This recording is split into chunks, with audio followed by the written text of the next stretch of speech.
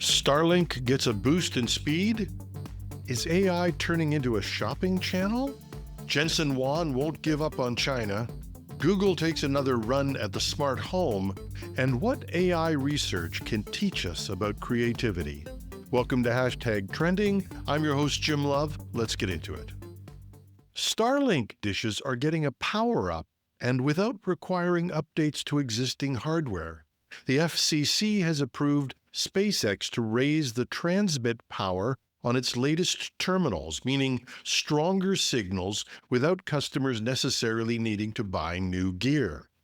For users, this should mean more stable connections, fewer slowdowns in bad weather or on the move, but it might also lead to a bump in download and upload speeds. Current performance ranges from about 45 to 200 megabits per second, with median downloads about 100 megabits per second, but most of us, if you're users of Starlink, know it varies. Now, no one's saying yet how much this would be increased, but at a minimum, they're saying it should make speeds more consistent. Looking ahead, there's speculation this could be a step towards a much faster, perhaps even a gigabit class service, something Musk and SpaceX have teased about for the future. And with Amazon's Project Kuiper set to enter the market in 2026 and potentially other competitors on the horizon, SpaceX has an incentive to keep Starlink in the lead for speed. OpenAI has just launched an instant checkout inside ChatGPT.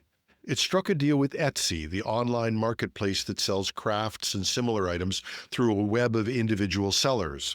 It also expects to add Shopify, the Canadian e-commerce enabler with over 5 million merchants. You can find items and pay directly in the app with Apple Pay, Google Pay, Stripe, or even a credit card. And at launch, you can only buy single items, but your shopping cart is now built right into your chatbot. To do this, OpenAI is open sourcing what it calls the Agentic Commerce Protocol, a framework it hopes other merchants and maybe even rivals will adopt. Not surprisingly, Google is testing their own AI-driven shopping agents. Both companies are under pressure to find new revenue streams, but Google is particularly under the gun on this. Their AI summaries on web pages are incredibly popular, but they've drastically reduced the number of people who go from their search page to a website. The good news is, Google's demonstrated that they can keep them on Google's pages for longer. The bad news is that Google makes its money from people clicking on paid ads on those search pages. If you cut back on site visits, you cut the clicks that drive the ad dollars. So solving this problem and how to get revenue from AI summaries is essential for Google to maintain its revenue and market leadership. And it's not as easy as it sounds. It's one thing to run an ad on a page. It's quite another thing to use supposedly objective information to direct you to a product. So solving this problem is a huge issue for Google. But OpenAI has huge expenses and a growing audience of unpaid users that's growing into the hundreds of millions. They're also keenly trying to figure this out as well. And while Google does have expenses to run its search engines and deliver web pages, it pales in comparison with the massive computing expenses that AI requires. So sooner or later, both of these companies have to monetize this in a big way. With OpenAI, if you're looking at it anyway, why not buy it? Good idea. There have also been persistent rumors that they may eventually weave advertising into ChatGPT. But all of this brings up a big concern: privacy and manipulation. These AI systems already know a lot about you, your interests, your timing, even your moods. And that's powerful data to put behind a sales pitch. We've already seen how social media algorithms were optimized to keep us engaged, sometimes in ways that weren't exactly that healthy. Imagine the same techniques turned loose to nudge us into buying. So yes, AI can make online shopping faster, possibly more convenient. But it also raises hard questions about who controls the storefront of the future and how much they'll know and use about us when we walk in. Equally, despite these issues and concerns, the potential revenue opportunity is so great, it's impossible to ignore. Watch this space. Nvidia's CEO Jensen Huang is not giving up on the Chinese market, even though he says that China is only nanoseconds behind the US in chip making. And you have to admire his determination. Huang worked for months to convince the US to allow him to sell stripped-down chips to the Chinese market.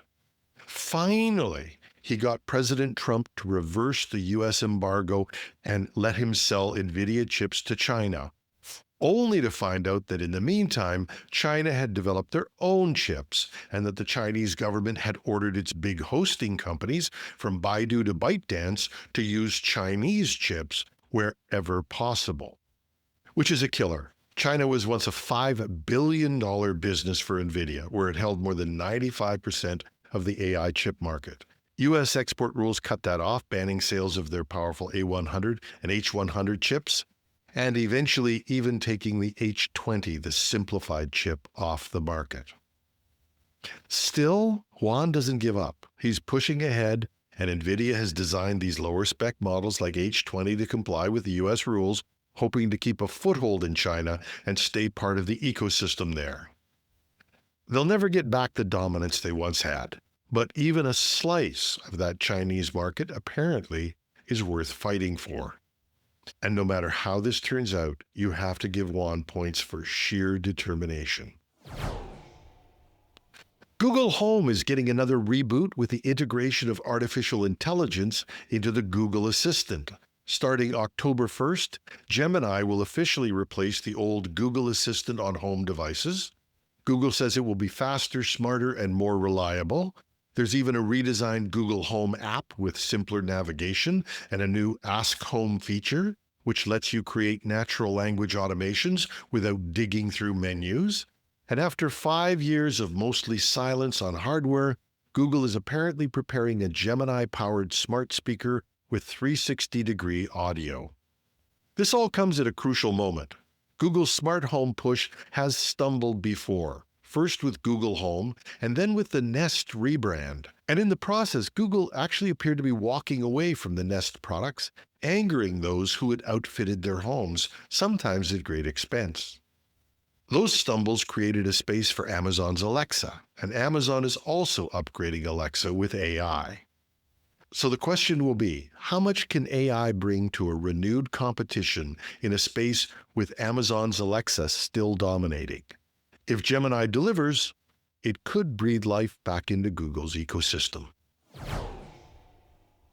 The more we look at artificial intelligence, or as our Project Synapse guru Marcel Gagné prefers to call it, synthetic intelligence, the more it seems we learn about ourselves.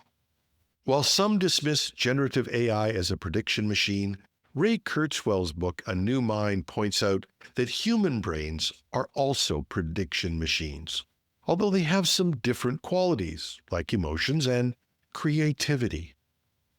Now, researchers are beginning to use AI not just as a tool to generate art, but to study how creativity itself might work.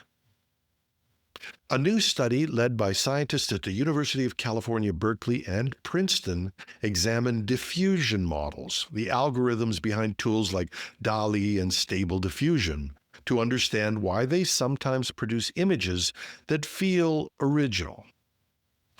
Unlike our more common large language models that work by predicting the next word or token, images are created from what's called diffusion models. These work by starting with random noise and gradually removing that noise to form an image, rebuilding patterns learned from their training data. It's an incredible task. So in the process, they use two shortcuts. The first is called locality. The model looks only at small patches of pixels at a time. The second is called translational equivariance. If you shift an input image by even just a pixel or two, the system shifts the output in exactly the same way to keep the structure, if not intact, at least coherent. So when even the tiniest variation slips in, a pixel out of place, a small denoising error. Those rules force the model to adapt. So instead of copying the data exactly, it generates something new. And the result can look like creativity, though it might simply be a side effect of how the math works.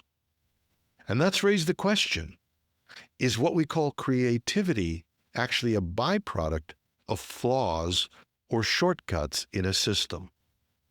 And what else can we learn about ourselves as we explore how this new kind of intelligence is developed? And that's our show. I have to say I was blown away by the support for the new Alyssa audiobook. I hope you're all enjoying it.